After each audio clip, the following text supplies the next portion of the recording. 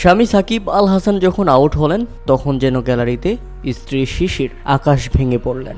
সাকিব ব্যর্থ হওয়ায় ভীষণ মন খারাপ ছিল তার, এতটাই আক্ষেপে পড়ছিলেন তার চোখে মুখে ছিল স্পষ্ট, বোঝাই যাচ্ছিল সময়টা ভালো যাচ্ছে না। সাকিব আল হাসান মাঠের পারফরমেন্সে ভালো করলে অন্তত হাসি দেখা যেত তার মুখে, কিন্তু সেটাও হয়নি ক্যারিবিয়ান প্রিমিয়ার লিগ সিপিএলে। এরপর সাকিব আল হাসান যখন ফিল্ডিংয়ে দুর্দান্ত একটি ক্যাচ ধরেন তখন যেন হাফ সেরে বাঁচলেন, কিছুটা প্রশান্তি, তবে তারপরও মুখে ছিল না হাসি। ক্যারিবিয়ান প্রিমিয়ার লিগের প্রথম ম্যাচে সাকিব আল হাসান মাঠে নেমেছিল অ্যান্টিগা ফ্যালকনসের জার্সিতে। সেন্ট কিটসের বিপক্ষে হেরে গেছে সাকিবের দল।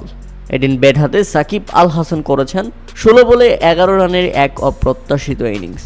বল হাতে 1 ওভার করার সুযোগ পেয়েছিলেন, সেখানেও সুখ করে কিছু হয়নি, কেননা 6 রান খরচ করেছেন, কোনো উইকেটের দেখা পায়নি।